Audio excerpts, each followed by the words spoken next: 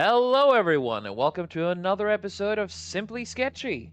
And today I once again brought with me my good friend Dave from Total Blackout Painting. Hello, man. Hello. Good to be back, dude. Yeah, always fun. like every time. Yeah, Oh, this dude. is it. Always. It is I always remember fun. last time was good fun. Yeah, So, we kind of spent some time trying to figure out what the hell we were going to cover today. So, ended up going a bit to the past. Turns out there's this book series you're pretty fond of, and I am currently now going to try and draw one of those creatures which you essentially just mentioned to me. Dave, I guess I can hand oh, the floor to you because I have no idea about any of this. yeah. So to correct the record, there, it's not from my childhood. It's from my kid's childhood. This guy wrote them in the. He wrote these books in the early 2000s, and he actually came to my youngest kid's elementary school, or my oldest kid's elementary school, and they all got free copies of the first book. And the first book, I always just think about it as Fable Haven Book 1, but I don't know if they have an actual name. Let's see if they put a subtitle on it. Yeah, it's just called Fable Haven Book 1. And so the original Fable Haven series has 5 books, and they are about. It's about some kids who get sent to their grandparents' farm while their parents have to go on a cruise. Like one of the other grandparents died, and they everybody got sent on a cruise. All the first generation kids all got sent to on a cruise, and while those kids were on the cruise, the children got sent to go stay on the farm with their grandparents. Well, while they're on the grandparents, and one of them's it's Seth and Kendra, and Seth is like, I think Seth is 9, and Kendra is like 11 or 12 when this first book happened. And they find, they're just doing kids on the farm stuff. Their grandparents have some kind of somewhat strict rules. But eventually the kids discover that the place is a sanctuary. They find out that because there's butterflies everywhere, and they find out that the butterflies are actually fairies. Okay. Eventually, they find out that every day every day the parents set out bowls of milk for the fairies, or for the butterflies. Right, the butterflies all come drink from this milk. And one day, Seth was like, that's really weird how I wonder what that milk tastes like. And so he goes over and tastes it, and then all of a sudden he can see there's fairies. And so then he goes and tells his sister. And they find out that the milk is from a cow called Violet that is a giant cow that lives in a barn. It's a giant cow that they have in the barn, and it turns out that there's each sanctuary, so there's these magical sanctuaries. The farm is actually a magical sanctuary for magical creatures, for fantasy creatures, for like fairies, for satyrs, all the stuff like this. And so Seth was warned to stay out of the forest. Stay out of there. There was woods right on the lawn of the house, and the kids were always warned, stay out of the woods, stay out of the woods. There's ticks. There's ticks in there. They said there's really bad ticks, and you'll get Lyme disease and all this other stuff. Yes. And so Seth, being a like a 9-year-old kid who wanted to adventure, goes in there, and he comes across like this really nice tennis court, and he finds there's a couple of satyrs playing tennis on the tennis court out there. Which is what you basically told me to draw. Yeah. And so the satyrs are Newell and Doran, is the original ones he runs into. And I like these characters because I think he does such a good job of portraying kind of the youthfulness and frivolous nature that a lot of the Fae creatures have. because they're immortal, they're timeless, right? Time means absolutely nothing to them. So they don't age. They get to a certain point and then they don't age. And Well, fucking lucky then. yeah. And so, you would think that, a creature that was, hundreds or potentially thousands or potentially tens of thousands of years old, you would think of them as being like super wise and super knowledgeable and whatnot. But these dudes just want to fucking hang out and watch TV. That's their big thing. That was one of their first big deals with Seth, was that they were going to give Seth gold in exchange for batteries, because they had a little battery powered TV and they really liked watching TV. And so, because they really were enamored with more modern things, like tennis. And so, they bargain with people, they bargain with land, the landskeepers for things. And so that's how they got they got a tennis court, and they help maintain it. All the fake creatures help maintain the tennis court and everything. There's a big gazebo with a pond out in the middle. And the fake creatures maintain it.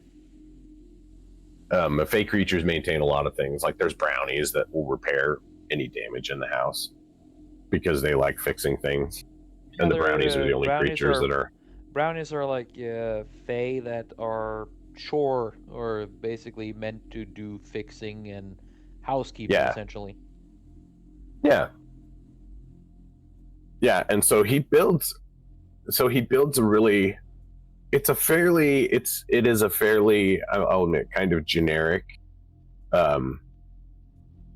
like fantasy universe, in that it has, or I'm not going to say generic, a pretty boilerplate fantasy universe, in that it has satyrs, it has fairies, it has nymphs, it has dryads, it has centaurs. The centaurs are really interesting in that universe because they're incredibly tribal and they're a warrior race. And one of the books revolves around them specifically. There's like trolls. Kind of like the ones from Narnia, then. Yeah, kind of. Like I said, he's got a lot of boilerplate stuff. There's giants in the universe. So in the first book, when they show up, when the kids show up there, Grandma's missing. They don't know where. They think Grandma went on a trip, is what they were told. Grandma's currently on a trip, and we're not sure when she'll be back, or she'll be back after you leave, because the kids were only supposed to stay there for a few weeks. And the kids were told to watch after this chicken, right? And so the kids are taking care of this chicken the whole time and giving the chicken the milk, whatever. And then at some point, so the first store, that's the setup for the story.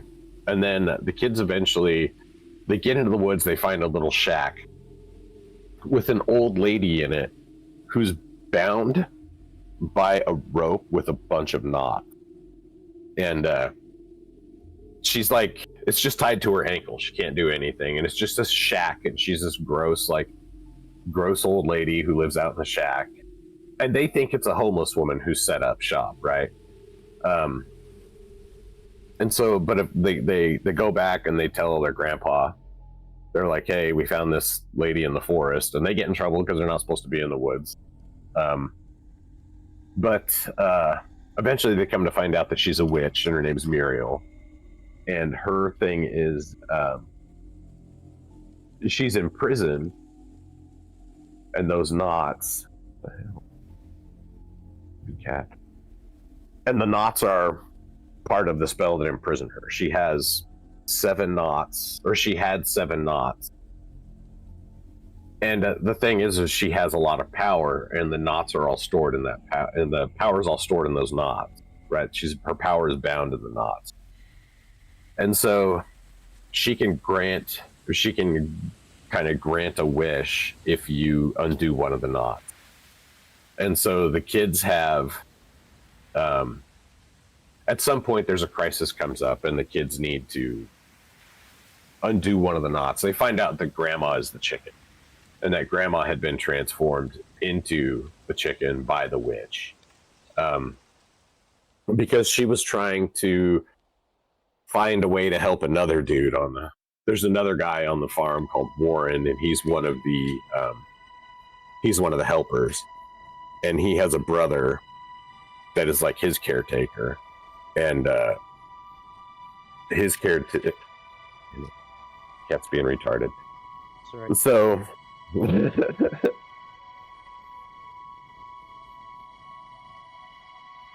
she keeps flipping at the cat door. It's like making this weird clicking noise behind me. So anyhow, so Warren is Warren and Dale. Dale's his brother. So Dale is like Warren's caretaker, and Warren is like a zombie.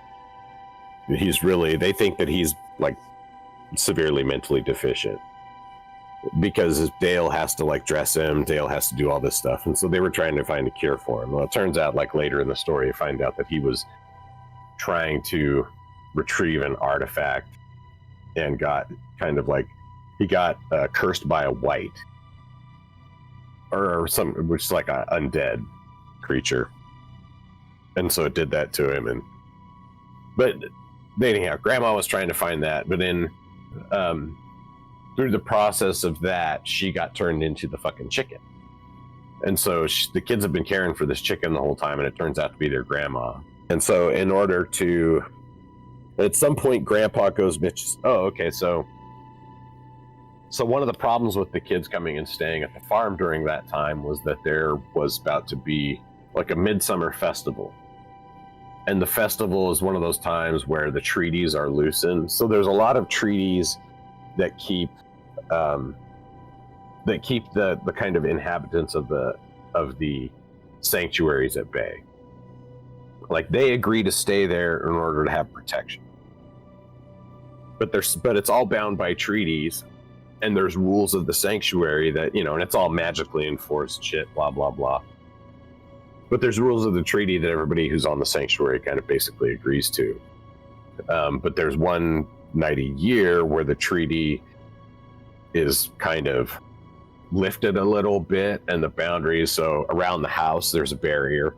Like, that's one of the areas of the treaty, is like you can't come onto the property of the house, you can't, or the farm or whatever. You have to stay away from the humans. I'm really liking where this is going. This picture is going. Yeah, But go on. I'm kind of invested. Yeah. So they're doing. So they have the Midsummer Festival, and they tell the kids during the Midsummer Festival, "Hey, stay in your beds." And the kids are staying in a bedroom in the attic that's supposed to have, like, wards and protections on it. Mm-hmm. As long as the kids don't open the window or don't leave their beds. If the kids don't leave their beds, they're fine. Right? So at some point during the night, there's lots of crazy shit going on, because it's like all the spirits are loose and all the fey creatures can just go wild. And it's not, and they're not just like good creatures. There's a lot of definitely harmful, which is the reason why they've been isolated in the first place. It was as much for our good as theirs, right? As much as humanity's protection is theirs. And so because there are, like, as much as there are kind fae, there are also like malicious and evil fae too. Well, and to say kind is a misnomer. Yeah, I mean, because they're not kind. It's fae. They are. They do what is in their nature in every story. They are as treacherous as they are honest. Let's put it like that. Mm-hmm. And it's more because they're indifferent. Yeah. Like, people worry about evil, but really one of the worst things you can have is indifference. Yeah. It is not. because it was It is not hate that it's the opposite of love. It is actually no. apathy. Mm-hmm. Yep. Yeah, that's why I would say you should ignore shit that's stupid. Yep. Don't give any air. But Yeah. back to the story. So during the course of that, the festival going on, the kids are in their bed and they have rings of salt around their bed. Which is why they're safe in their bed, because like most things, they can't cross rings of salt. Yeah. And salt will burn them. Okay. And so, especially the evil creatures, salt will burn the evil creatures. So at some point, and the grandparents said, go to sleep. Sleep good. Do not leave your bed no matter what. Don't pay attention to anything that you see. Don't believe anything you see. And at some point, there's a little, like through the night, it's all ruckus and everything. And there's a little baby walking on the roof. And so, Seth looks and he's like, oh my God, it's a baby. I gotta, I can't just leave that thing out there. I don't know how it got there, but who knows? Maybe the creatures kidnapped it and I gotta save it. And so he opens the window to save the baby. And when he does that, he lets everything in. And so they come in and they ravage the house and they kidnap Dale and the grandfather. And so basically they take the adults, or the ones that really know much of anything. Oh, I think they have a housekeeper named Lena too, and I think they take her too. But they have they basically took kidnapped those people. And the kids have no idea where to find them. And the only thing they can think to do, and I think at this point they've already been told that grandma is the chicken. And so at that point, they go take grandma to, or they go take the chicken to Muriel to get the chicken, to get her freed. And they wake grandma. Grandma comes up. They have to go find. And so still at this point, so they've got grandma, and they don't know where all the other adults are. Oh, yeah. Also, I forgot to mention, and this is pretty important. So there's a golem, and his name is Hugo. And Hugo the Golem. Hugo the Golem. And Hugo is, he's just he's farm help, is what he is. He does the farm stuff. He milks the cow, the giant cow, for the milk, stuff like that. So Hugo helps throughout all of this because he's an invincible golem, basically invincible to magic. Or for not invincible to magic, but really tough, right? Like, and things like monsters can't do much to him because he's so strong. He can fight really well. And so Seth and Hugo get to become really good friends. And so Hugo, is invested in helping them, even though he doesn't really have any feelings at this point. He's just a golem. He just follows. He follows what they do, but he's kind of taken a liking to Seth in particular, so as it seems.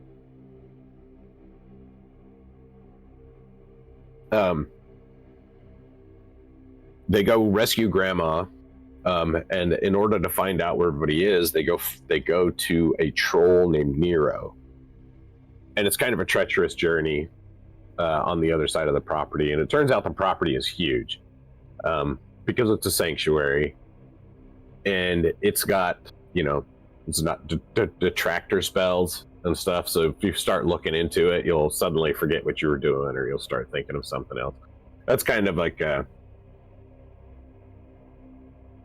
and that's kind of how they protect the property from it's just basically deflecting any sort of interest from the property. But then also there's physical barriers, but the most powerful spells that they use to keep people, like the public, out of their area is that people will just walk towards it and then start walking somewhere else. They'll think, oh, I'm going to go over here. That's and one then of all of a sudden, that's one of the better. That's one of the better avoid mortal eyes excuses I've seen. yeah. I think it's, it makes sense. Yeah, it does. Is that people will refuse to see certain things, but also that that way it doesn't have to be forceful. You know, that way you don't have to hurt people. People don't have to go missing and stuff like that because they're just like, I don't know what's going on. But anyhow, so they have to make this journey to find Nero, this troll, because he has a seeing stone. They had to offer, and this part's kind of goofy. They had to offer him something, and he wanted, like, actually what he wanted was the kids as his servants. He wanted Seth to be his, like, servant for, like, the next, or for the rest of his life, I think, something like that. Yeah. And then, of course, they're not going to agree to that, so they agreed to some other things, and then Grandma gave him a massage, and Grandma is apparently really good at massages and whatnot, so they gave this troll who has never ever had a massage in 100 million years or however long he's been alive a massage, and he was really happy Grandma with that. is So Grandma used to live in Thailand, is what you're saying? yeah, maybe I'm sorry. Maybe there's a reason why Grandpa loves Grandma. Hey. But yeah, so they find out, and I can't remember where they find out. It's been a long time since I've read these books. Pardon me so while I'm struggling drawing a hoof. Yeah, no problem. But yeah, so the satyrs become Seth's really good friends throughout the course of this. And of course, they become a little more, and it ends up showing a depth of character to them, because they do kind of, in some way, abandon the frivolity of the typical satyr, typical fairies. It's like, so they end up finding out that the gazebo is actually a shrine to the fairy queen. Okay. And there's I think there's 3 big kings in the universe, and it's big rulers, and that's the fairy queen, and then the evil king. Oh, and then there's an undead king too, and then there's the dragon king. And the Fable Haven series, well, the dragon, well, he's a dragon, and the dragons are the dragons in the universe are much more indifferent to the affairs of mortals than anything. Okay. And they're not necessarily bound by treaty in the same way. They just prefer, some are, and they just prefer to stay in the mortal world. And in this universe, the wizards, who do wield like some fairly powerful magic, are ascended dragons. Like a dragon that learns enough magic and becomes versed enough in magic, will just eventually ascend to become a wizard, because you can't do, man, the perspective on that one's fucking weird. You can't do like the most magic, or the best magic you can do is I think you need to tighten those hooves up a little bit. They look more like claws than hooves. I know, fucking haven't done hooves in years. I know. So a cloven hoof, think of a cloven hoof as like a single hoof with just a little bit of nubs in the middle of it. So kind of like a horse hoof with a notch in it. Okay, I'll do that. So yeah, I'll do a horse hoof and then divide it and cut it in the middle. Thanks. Yeah. Man. You could probably get away with just doing a fucking horse hoof too, honestly. But yeah, they have like the little goat hoofs in that picture from the story, from that picture I put in the chat. But so anyhow, thanks to you, I got an idea, because I started. Fucking hell! I remember the hoofs of sheep, but for some reason, I think of it from the below point, and then they kind of get that clawy look. Right. It's kind of... Yeah, they do from underneath, but when you look at it from the top, it's more... Yeah, exactly. Yeah. So There we fucking go. yeah, there you go, perfect. Just like that. That's what you need. And so they really are more. They show a lot of character growth because, oh yeah, the Fairy Queen's Shrine. So the Fairy Queen's Shrine is in the middle there. That's part of the reason why the fairies control it. The Fairy Queen's Shrine is a little tiny island in the middle of it's actually on an island in the middle of the pond, and then there's a yard around the pond, and then there's a hedge around the pond. There's a little boat dock there, and the pond is full of nymphs, and the nymphs try to drown people. And they're just beautiful women, but they don't, because they're immortal, they don't have a concept of life or death. Right? They don't understand. And so mortals living and dying is funny to them. Like, it's funny that they stop because they just don't understand the concept of life or death. And they're kind of indifferent, and they think, ha ha ha, how silly. They laugh at the people they kill because they think they're silly for not being able to swim and breathe underwater. Because that's just how you are. Unintentional. And so, it's evil without malice. Yeah, it is. It's the indifference. It's the indifference that they're just like, oh, we don't know. We don't. And it's almost innocent in a way, except for they do really like to drown humans. Yes. So it's not innocent, and but it's not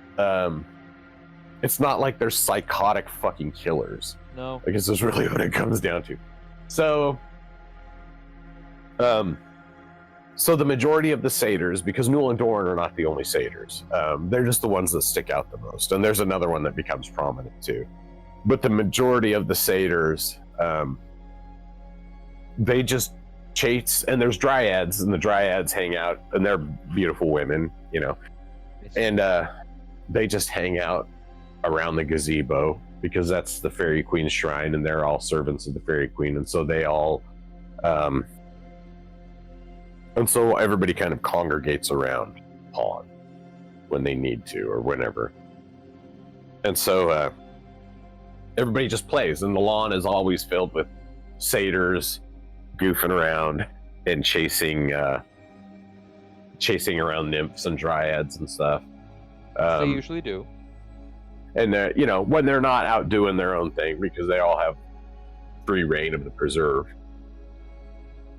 But Newell and Doran are kind of different because, I mean, throughout the course of the story, they show character growth, and that they genuinely start to care about the groundskeepers personally. You know, like before, they were just like, yeah, you need to make sure the groundskeeper's okay. But after a while, it's like, yeah, we really like Stan, and we like Seth, and we like Kendra. And they're not, and so then they become eventually willing to put themselves on the line, willing to do a personal sacrifice. Now, they always resist it. They're always trying to make an excuse to not do stuff. Like, at some point, Seth needs them to go with him to a fucking swamp to retrieve some magic items or some magic armor or something. Yeah. And they try to make excuses to do it. But they do it. You know, they eventually overcome, and they do like it. It's a character flaw that they more or less turn into. It's more of just being lazy than anything else, right? Exactly. That's exactly what it is. They're just lazy. Yeah. And so they don't want to do anything. And they don't want to work hard. And so one of the story arcs in there in the first book is that they find out oh no, it's not the first books, and then it's in one of the later books. There's a shadow curse taken over the preserve, the shadow plague. And they find a little tiny kingdom of they're kind of like brownies, but they're way smaller, and they mine. And so they have all this gold and jewels and shit that they've mined up because they just dig.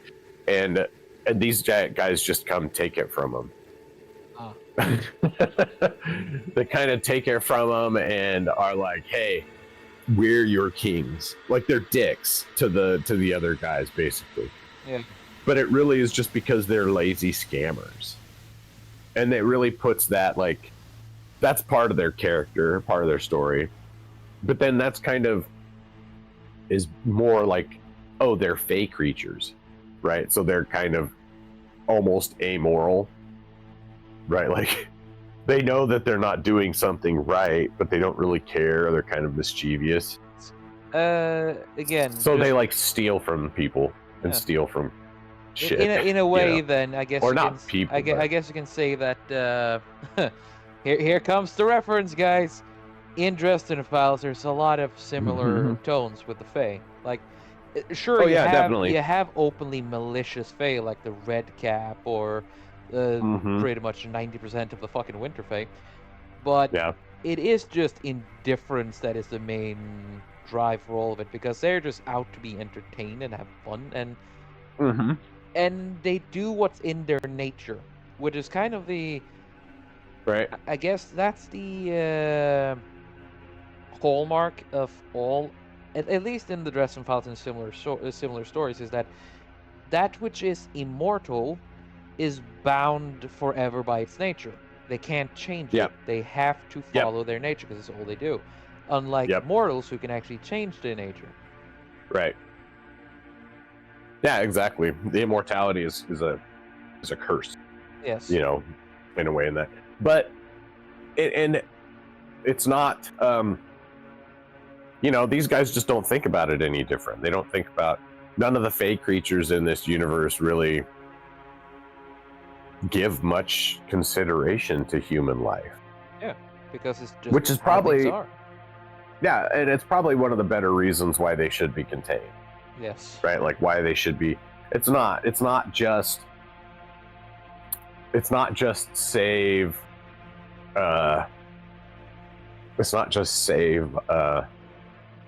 them from humanity, but humanity from them. Yeah, because it's a threat. They're a threat to us as much as we are a threat to them, basically, right? Right. But then it's super easy for a fey creature. It's super easy for a creature with magic to kill a human, right? Yeah. I'd imagine. And so if that was the case, you know, humans would fucking hunt and kill fey creatures. And in this universe, people hunt fairies. You know, they hunt and trap fairies. There's like a fairy trade, where the one of the guys that ends up becoming really prominent in the story is a fairy trader. He goes around the world and collects rare fairies from places, and then trades them to collectors or brings them to sanctuaries and stuff. And so he doesn't really care because he gets a payday. So he either sends them to collectors of fairies or less scrupulous individuals, right?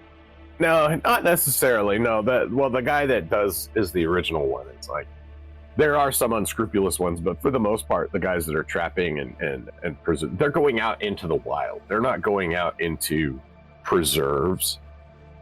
They're going out into either preserves that have been overthrown or places that you know, are out in the wild. And so they're trapping them to bring more them than just one preserve then. Yeah, there's a bunch of preserves around the world. All right. And some of them have different rules. And some of them are for different purposes, and they're secret ones that most people, that almost nobody knows about. And those are the ones that they house really powerful artifacts and stuff. So of course, a lot of the stories, there's some stories that, you know, they bounce around on that with the different, like boilerplate fantasy. We got to go find the tchotchke, you know. We got to go find the MacGuffin to save the world, you know. But they're really well done stories. And I think the way the guy writes his characters, like at some point, with the brother Seth, the youngest brother, you fucking kind of want to strangle him because he's such a dildo in the first stories. Like he's just such a because he's such a shit. He just won't listen, and it's almost, and it's like he's rebellious, right? And at some point, it does seem like, well, he just won't listen just for the sake of the story. He does dumb decisions for the sake of the story, but it doesn't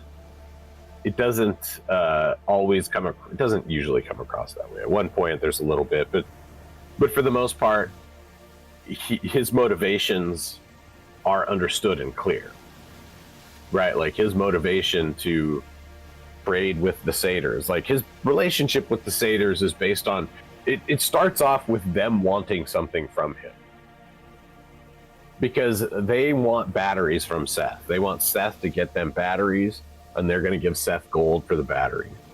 And so he gets them the batteries, and that's where the story where they're taking from the fucking the little people underground, that's where that comes in. But they're going there to get the gold to give to Seth for the batteries. And Seth has to be really sneaky about it because, of course, he knows his grandfather would never let him take gold off the preserve, especially stolen gold. And also, he doesn't want these guys to have batteries because he doesn't approve of them having a fucking television and doing all that stuff. So, so Seth's really doing this on the down low, with all these guys. If you had an opportunity to get some gold. Yeah. Oh, yeah. If you're and you think about it, you're like a 10-year-old kid, and the prospect of like, hey, I'm going to hand you gold coins, like legit, actual, real gold coins. I'm going to hand you a big fucking pile of these things, and all you got to do is give me 12D batteries. That's it. I need 12D batteries, and I'm going to give you a handful of gold coins. Dude, I would legit do that gold now. coins that you can take somewhere, melt them down, whatever. Yeah, I would do that now. But if you're 10 and you're just like seeing dollar signs, yes. like that would, and so that makes sense. Like that motivation told me. Greed is a good motivation to start with. Yeah.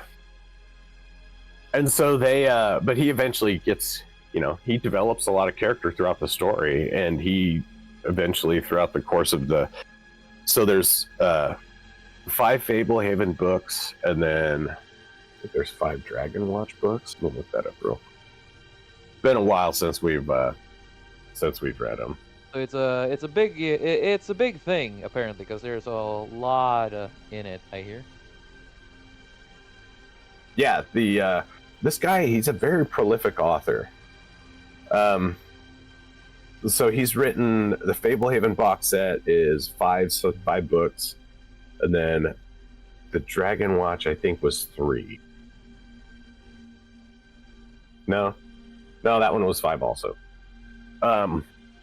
So but throughout the course of the story, throughout the course of the story, they all show a lot of character growth, which you would expect from a 10-book series.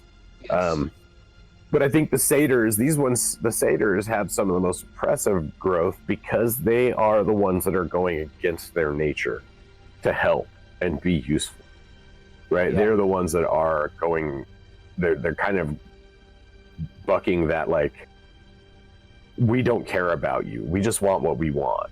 They're doing something for a motive that, although they do kind of, it is self-centered in that a lot of the reason why they're doing it is to ensure they still have access to television. But at some point, they do really care for Seth, and they care for the preserve, and they care for the other people on it, and they want to. And then at some point, they start liking the idea of being heroes, of being treated like heroes. They're kind of, in a way, they're kind of like Merry and Pippin. They have that kind of a Merry Pippin feel to them. Yeah, because Merry and Pippin start off being like these very... Well, in the book, every hobbit is kind of honorable in their own way, but Merry and Pippin are very focused on being chill, relaxed, and they have an honorable core in them, but they would more than anything just sit on their ass, smoke, and be merry. Very relatable. But exactly, course, they just want to be. Yeah. They just want to chill. They don't want to be hassled by anything. They don't want to have to. Like, they're lazy. It's really kind of what it is. They're lazy. These guys are lazy. Yeah. But through the course so of the if story, I'm, just like Merry and Pippin, they yeah, become kind of heroic. yeah, and it's kind of if am to guess now, their story is essentially them learning to contribute and just being more than just self-centered and selfish, right? Yep. Yep. And they end up taking him off the preserve at some point to go help find. Like at some point, I think Kendra gets kidnapped and weird shit happens at times, and they have. Yeah, I mean, of course, there's got to be a story.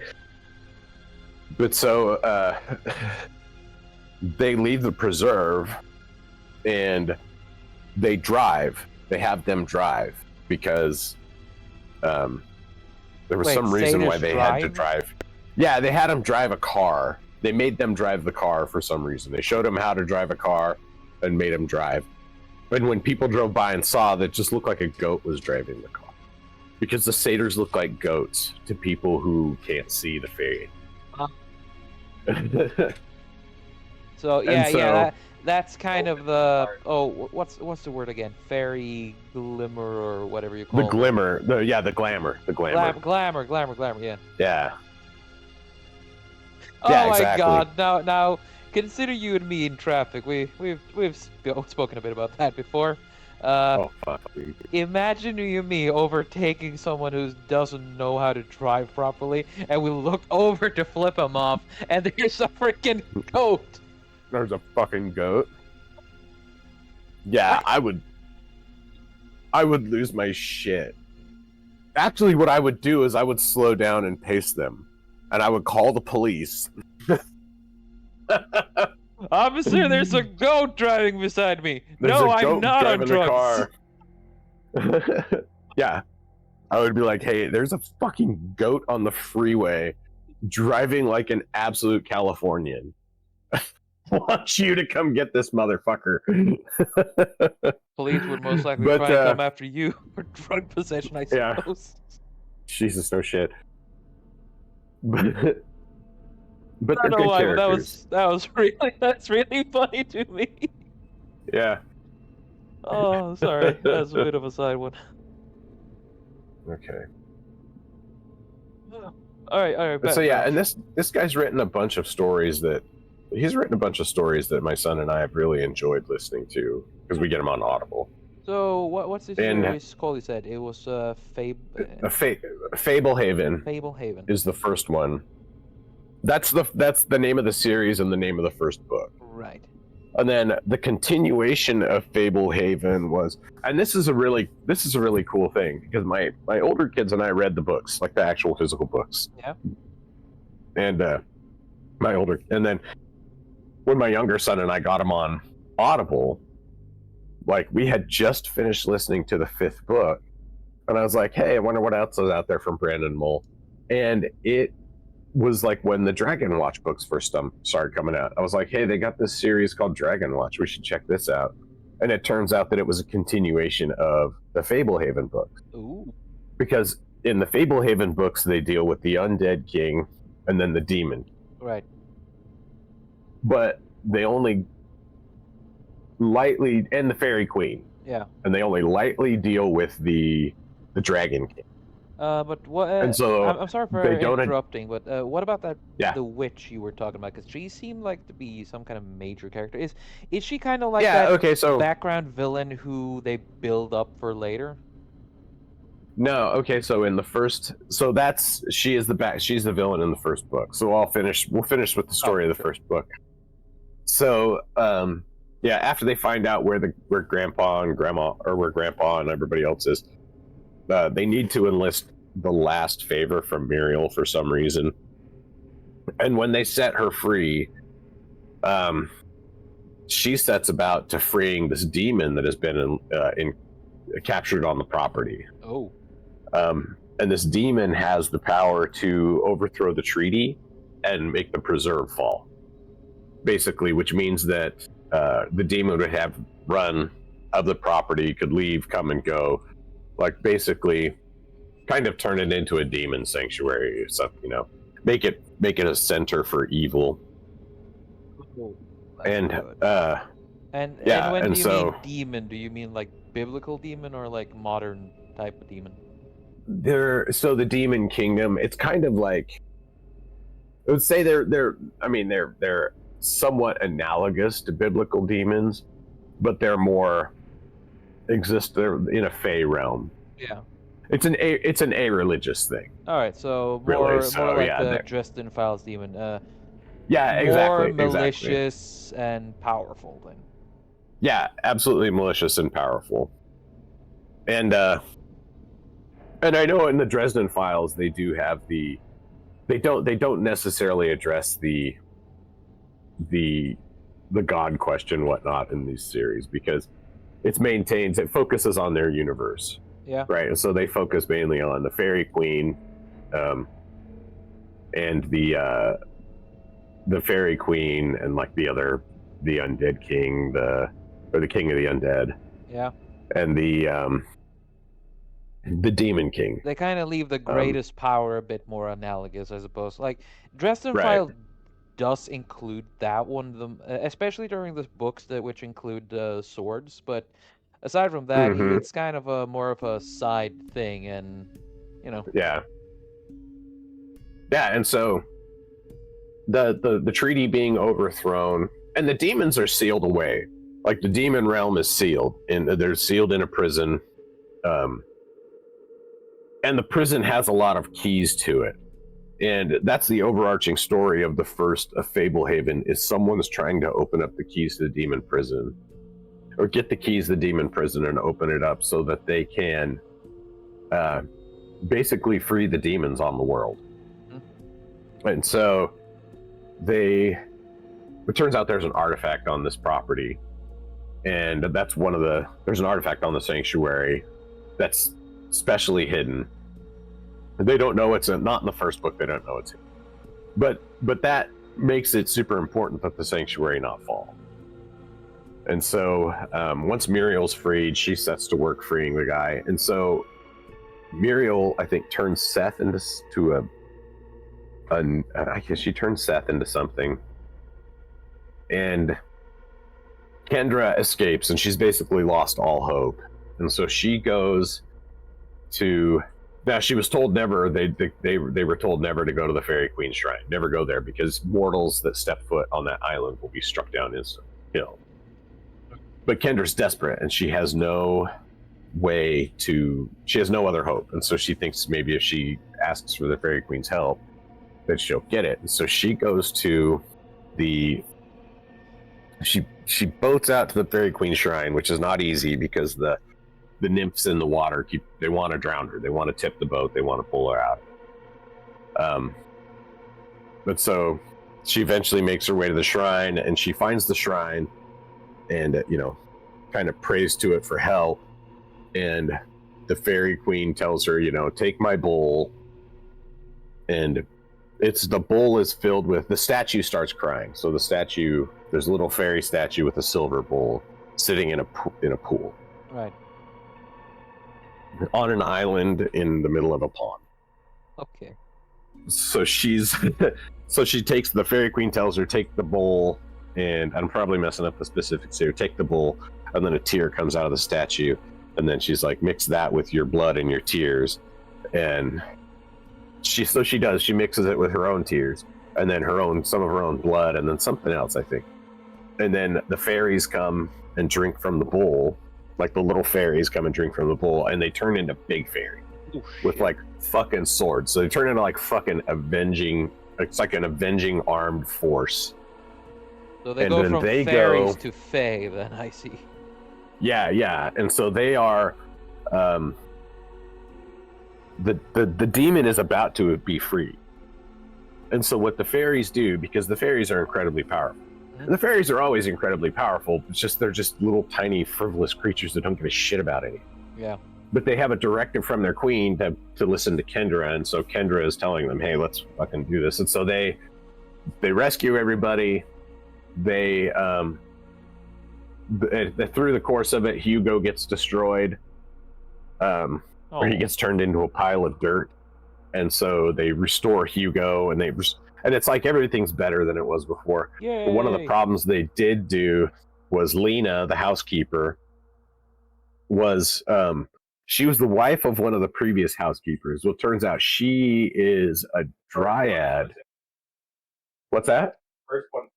The first, yeah, okay. So she's the wife of the first caretaker. Cool. And so she's really old because she was a dryad or a nymph that he coaxed out of the water. He coaxed her to come out of the water. He spent so much time like around her that she eventually came out of the water. And he and then they traveled the world together. They did all this stuff together. Like he just So it was a big love story. He basically made her break out of her nature. Yeah, exactly. He pulled her from the water. He pulled her from, he lured her from it. And so it was really that story of enduring love. That's just there. Cute. Yeah, but the problem is when the fairies restored everybody, they took her and put her back in the pond. Oh.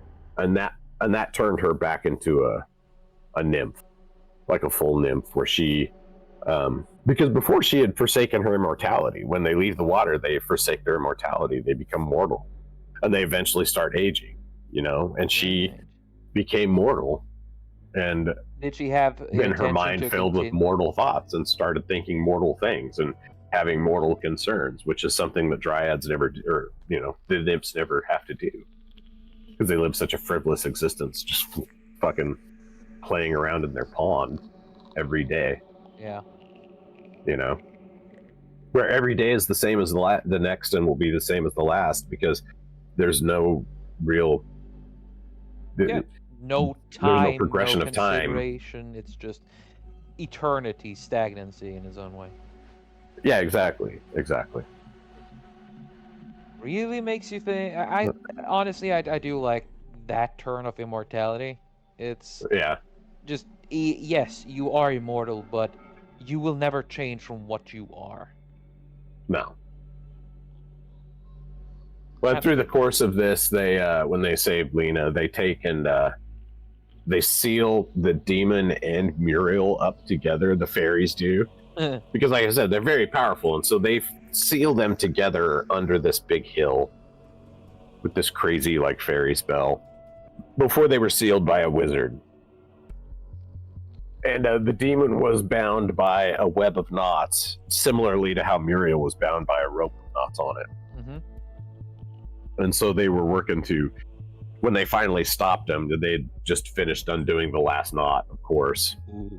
And so afterwards, after the whole thing is done, and everybody's saved, then the fairies, like immediately after, then the fairies, they each take a turn and they give Kendra a kiss, and then they return to normal fairy.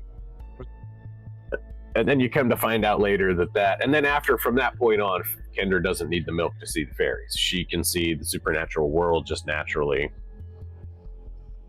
And they come to find out this because she had been accepted as, they thought she was fairy touched. That's some goofy terminology for it. So they thought she was fairy touched because she'd been so involved with Fae. And then she was fairy kind, but really she was something else, and I can't remember. What's that? Oh yeah, she's a handmaiden of the queen. The queen turned her and made her a handmaid.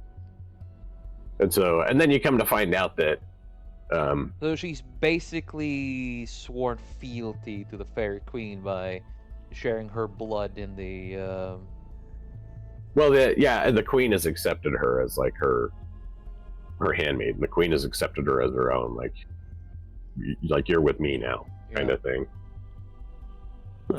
And so it's a really good, I don't know, I think I understand why you two ended up liking Dresden, because there's it kind of like it's a good preamble to that series. They work together well.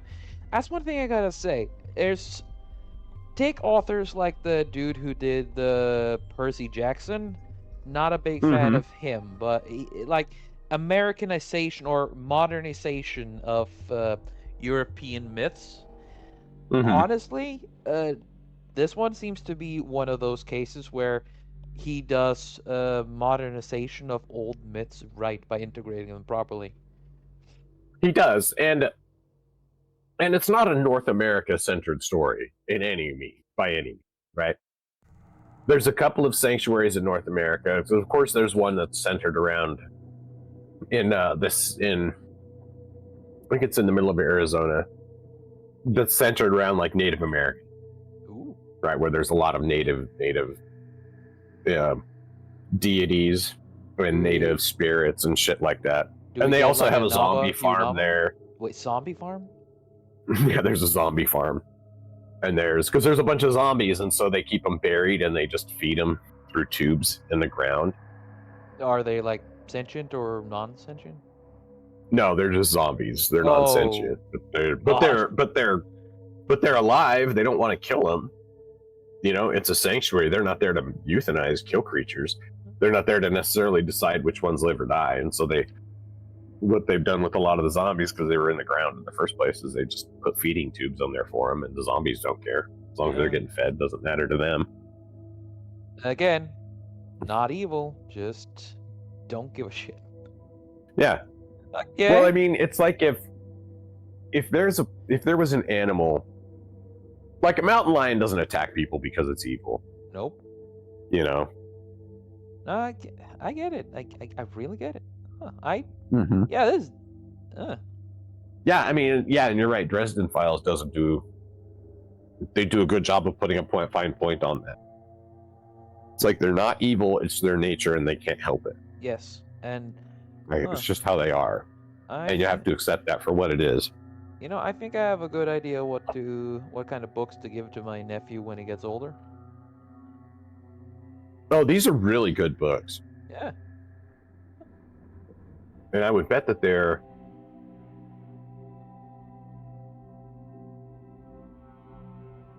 Oh yeah, that's right. He lives not too far. Actually, I don't think he lives too far away from here. You're relatively close to the writer? Well, here's the on the Amazon about page for him. I just looked up. He says he no longer lives on the side of a mountain above a prison. That's because he used to live above a prison here, over on like a couple hours from here. Ooh. Now resides in a happy little valley near the mouth of a canyon with his wife and 3 kids. Aww. Since the arrival of his new daughter, he is more the golem of the household than ever, following whatever orders trickle down the chain of command. Brandon is the author of the New York Times best-selling Fable Haven books and The Candy Shop War. Now, The Candy Shop War is a series. That's one of his series that we haven't actually read. Candy Shop War. But he has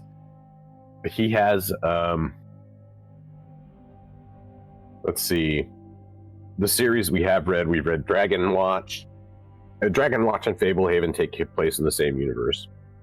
And in fact, we're kind of convinced they all take place in the same universe because he has some overlapping characters in the books. So he has a book called 5 Kingdoms that's about 5 different magical kingdoms. And then he has a book called Beyonders, a book series called Beyonders that's about people that end up going to another dimension. Sorry, I was looking. Seeds of Rebellion. Yeah, he goes to another dimension. Sorry, Seeds of Rebellion is the second book in that series. I'm looking at it right now. And they are seeing that's the thing, is that the books are not like they're not overly dense. They're not obtuse. They're easy to understand, and the universe is really accessible. And so I think they're really good young adult fiction books.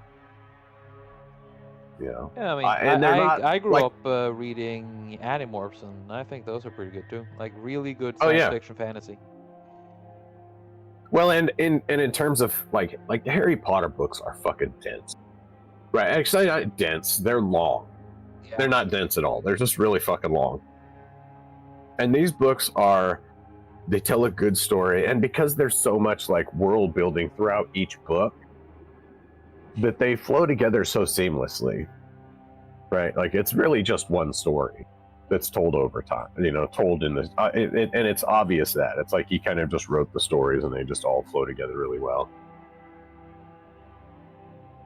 See, on your screen, what do you think about it? Is it too bright, or because I've Oh learned no, that man! my tablet shows things a lot brighter than it No, I shows on the think screen compared to the tablet itself. right. No, it looks good. Awesome. Yeah, no, it looks really good. Thank you, man. Let's see. I'm also gonna be just smidge of white. This dude has been pretty fun. Like talking Yeah, talk. I know we usually go for like movies or Elden Ring, but it's yeah. nice just taking a little bit of things due to some situations that I don't want to get too much into. But Well, we kind of shot our brains off for a little while, didn't we? right. Well, and I have to admit that I really enjoyed the episode with Helmsley. I really did, and it really made me want to. Like, I think he did a great job talking about and explaining Arcane and Oh yeah. explaining some of the more technical and deeper character arcs and stuff. And so, He made I me think this want kind to of, look at the series again, which I did, and yeah, it's dude. yeah, As take it from someone who is hypersensitive to the modern issue. yeah, If there is anything there, it is not in a way that it'll piss you off. It is in the good old-fashioned form of it's there if you give a shit about it. If not, you can just enjoy the story. yeah, yeah, It's meant to just be a good show. That's it. yeah. And also, the whole thing about the fatherhood in that show, dead on the money. That is the core of the entire story. It's not just a crazy girl becoming crazy. It is honestly just the lack of a father Right, figure. right, yeah. Remember, But everybody, I think that love your dads. I wanted to I took inspiration from that to try to uh, bring in something that most people maybe not have heard of, Yeah, and to try to give a primer on it and and give a recommendation on it and explain why it's a story worth your time.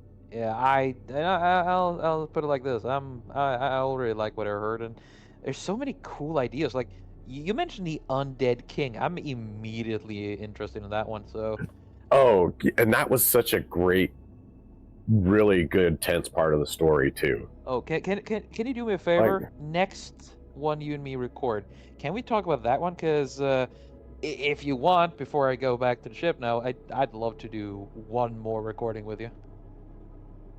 Yeah, for Yeah. sure, dude. Awesome. For sure, I will. I'll do some research on it and get the full story from that because I'm not. It's been a minute since I've read it, so I'm a little fuzzy on that story particularly. It seemed like Read the it first seems book like like your 5 boy. times. It seems like your boy had a good reach of it, so you can sit down with a pen and paper and just brain blast with him. Yeah, we can BS with him. Yeah. Could bring him in on the next call. That would be funny. Yeah, if he wants to join, sure. Okay. But he really, it was good because it was a series of books that we enjoyed together, and they were really good books. So the guy's not like his, and I think one of the things that makes young adult books accessible is that they don't have a lot of, they're not overly descriptive, right? No, they give you some they give you room to let your imagination piece some things out yourselves. Yes. Right, come up with a picture yourself. Yeah, not like Dean Koontz, who has to describe in detail every fucking thing at every point everywhere. Yeah, kind of like how again Animorphs did a lot of the same. A lot of the things they describe isn't really described into detail that often. It just gives you a idea, and then you can just like half the fun I had with Animorphs was me drawing the different monsters or different spaceships. Holy crap, dude! When I know about the pool ship, for those who read it, you'll find out later in the series. That was an unhealthy obsession for me, and well. So, but I think that's a good thing for a kid to have. yes, You know, is a book from your childhood that you can look back on with a lot of fondness.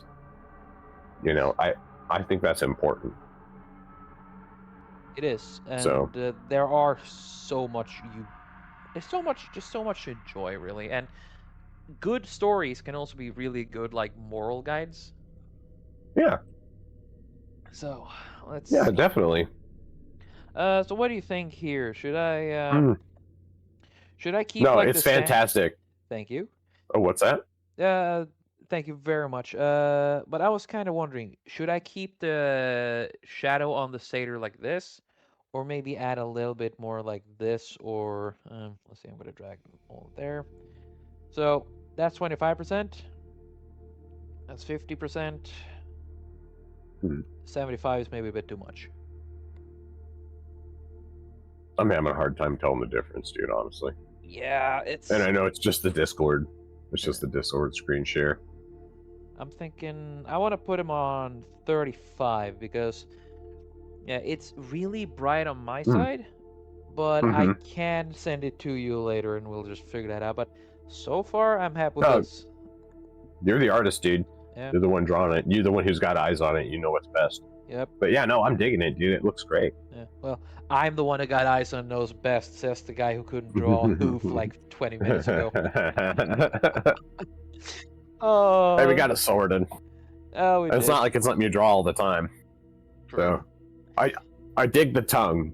I really like that because it captures the kind of goofy nature of the character. Yeah. Because they're not serious characters. Like they're helpful, but they're never not fucking around. Yeah. That's what they're always goofing off. Yep. And when you aim for a tennis ball, you really gotta focus. At least I had to do. Yep. Yeah. Yeah, no shit. Yeah, so whenever you don't feel like doing another Elden Ring, because those tend to be really big, so I'm Yeah. all for diving back to this story later, dude. Yeah, dude. For sure that'd be dope. Heck yeah. Well, oh boy, dude, this is a new one. We actually just spent 1 hour and 7 minutes on this. Man, you crushed it though. Damn. Well, unless you have anything you want to add, I think we can just start wrapping it up then. No. This No, I think this is a good primer for the next one too, so epic. that's good. And with that, I will draw this episode to a close. Thank you very much, Dave, for joining me on this one again. Yeah, man. This is my pleasure as always, dude. This is awesome. You can find Dave in the description down below to his channel, Total Blackout Painting. He does amazing spray painting, and also he's working on some other small things as well. You do some interesting things with Wazowski, I see. Yeah. Yeah, I just need to get back to it. I just quit being lazy and just doing stuff. Well, like, if you want someone to talk shit to while you make the next Wazowski, I'll be there. Yeah. It's the struggle of art, you know? It's just making yourself do it. Yeah. You know? Why do you think I always drag you guys with me whenever I do anything? Right? I can't do this alone. Holy crap! Yeah.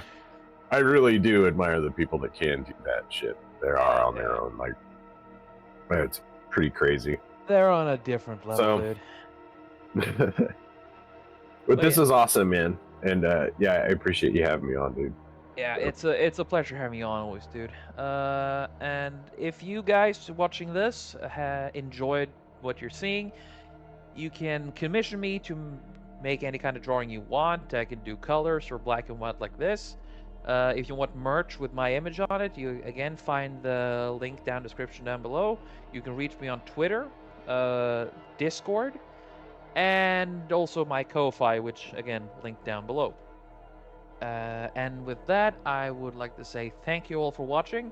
Remember to, of course, like and subscribe if you feel so inclined, and also go give Dave a little bit of love too, because he deserves it. Thank you all for watching, everyone, and I'll see you next time. Goodbye, everyone. Peace out.